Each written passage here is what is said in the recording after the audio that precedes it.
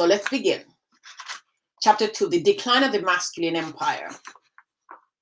Women's clout reached that critical mass just as the empire that made men, and white men in particular, a ruling elite, was sinking into deeper and deeper eclipse.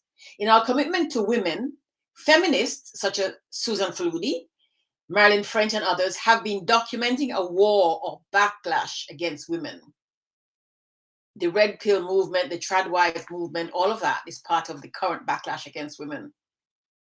But that analysis is incomplete, says Naomi Wolf, without a corresponding understanding of the war against men.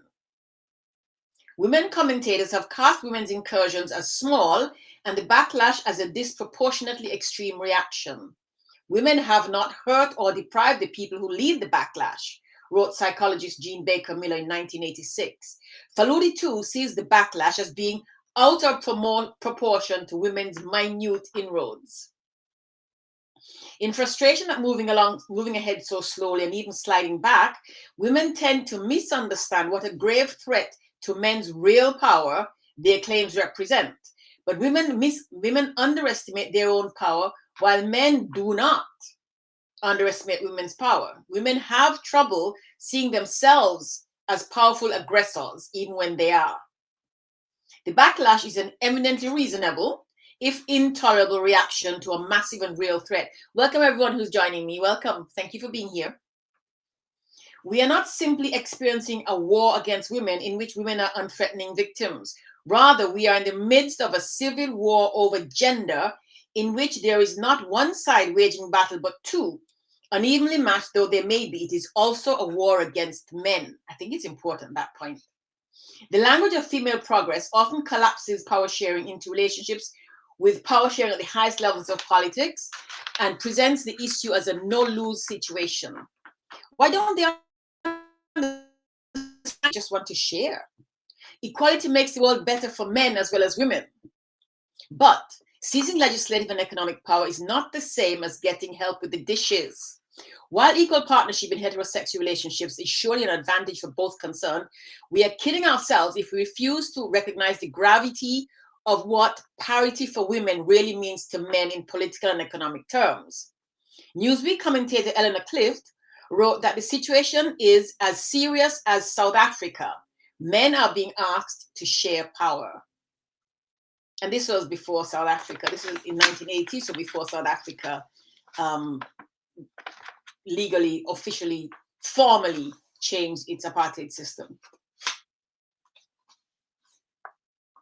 She's right to choose so serious an analogy, but she still understates the case.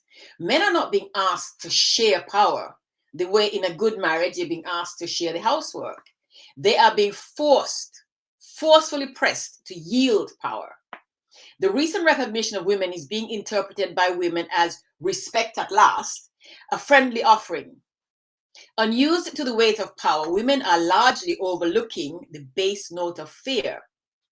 Evidence that female power has turned a corner and that the opposition sees the situation far more clearly than the women themselves is provided in David Brock's 1993 account of the Thomas Hill hearings, The Real Anita Hill, which used trumped-up evidence to try to demolish Hill's reputation. Ironically, the book winds up providing a sharper and more persuasive accounting of women's new political power than a feminist writer could manage. The book is not merely motivated by the wish to clear the name of a potentially wronged man. Brock himself provides the motivation. He details in consternation, much as I do in celebration, the broad advances made by women as a result of the Anita Hill effect. Those who believed Hill, he writes, took up the banner in a broader cultural conflict. A mere 2 years before, the right would not have had to go to this trouble to prevent women from taking up certain banners. What is producing this new level of defensiveness? What is there for those who endorse male power to be afraid of? Loss. Right now, the pro-male affirmative action of sex discrimination means that white men receive a mighty unearned power bonus, a fifth to a third income, more income than women across the board. That hasn't much changed, has it?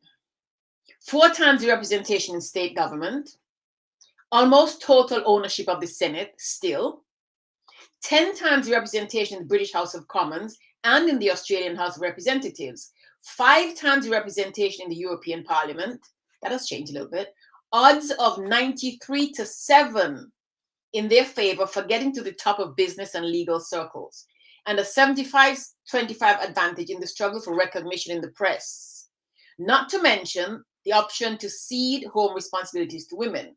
Truly equal opportunity for women slashes away at those advantages. Who would willingly embrace the loss of a situation such as men enjoy? And then I'm reading now from a chapter called Diana, Sheba, and Nike. When I say that the gender quake has potentially changed forever, what it means to be female, I mean it is no longer necessary for women to ask anyone's permission for social equality. It is no longer necessary for women to ask anyone's permission for social equality. Women feel they need to spend a lot of time doing PR for their own equality, but it is no longer necessary to focus primarily on appealing to the opposition for justice. In other words, whether it is ready or not, society no longer has the power to keep women in their place. For women now have the electoral clout to create the conditions they need for equality. The question to ask is not whether society is ready to yield to women their rightful places, but whether women themselves are ready to take possession of them. Equality is no longer something we need to beg for from others. This paradigm shift demands that women begin to see themselves as potent agents of change with many resources rather than as helpless victims. Indeed, what is the point of settling for equality when women are entitled to true democracy, in which the advantage of our numbers makes us the single strongest force on earth? As Western women, we are in fact not just in charge of our own countries, but are also, whether we like it or not, and as truly unjust as it is, in a position to affect what becomes of most of the rest of the world. That's an important point. And as we read, we are going to be reading from women outside of the Western world. So I want to keep that in mind. Shall I just repeat that? As Western women, we are in fact not just in charge of our own countries, but are also, whether we like it or not, and as truly unjust as it is, in a position to affect what becomes of most of the rest of the world. This exhilarating, terrifying responsibility for the fate of nations is not waiting to descend on us someday in some smoky, hazy future of a feminist science fiction novel. It's not even around the corner. It's already here. You've been living it. If we stay hunkered down, defensive and angry, we waste our energies. We act effectively now if we learn to relax into our power, stand upright, and leave the foxholes that we have almost begun to consider a permanent home. We must stand in a new posture, walking with a loving heart, an open mind, and a very big stick called clout. If we do that, then we can live to see the start of the egalitarian era, a reality in which women become something there is no need, a reality in which women become something there is no need for. There's no word for, sorry. That is not unequal by virtue of gender. Let me pop across here. The question she asks is, are we ready to embrace equality? Here at the crossroads of power, we see our majority status and consider that much of our fate is ours to choose. But before we can act on that knowledge, we must look at the very last obstacles in our path, feminine fears about using power. Analyzing the backlash of the immediate past is vital first half of the story, but there is a second half. While it is urgent to account for what the opposition has done to women, we must also have the courage to ask, what do we do to each other and to ourselves? For while women certainly suffer from a lack of power, women also suffer from a fear of power. Are women psychologically willing to enter into power? It is not only women's cynicism and uncertainty about their own power that keeps them from using it. The problem is also that the realization that women are not at the mercy of historical events, but can determine them, strips women of many of the identities of femininity that feel right and comfortable. The female psyche still harbors great ambivalence about claiming power. Often women's fears are legitimate. They come from seeing power used harmfully, but often too they are like phantoms in the path. Women must understand what leads them to view power, whether in their own hands or in those of other women, as a taboo and feminine substance. We are almost certain to suffer the inertia and backsliding that have followed every previous leap for women's rights if we retain a psychology of femininity that forbids us to fully consider the implications of the gender quake. And the last piece I'm going to read here. Historians agree that just after the Revolutionary War, the Civil War, and World War I, women failed to take advantage of what they call the open moment. This is another open moment. This was 1986. The argument here is that 2026 also presents another open moment. Whatever feminism is to you, to me it is at heart the logical extension of democracy.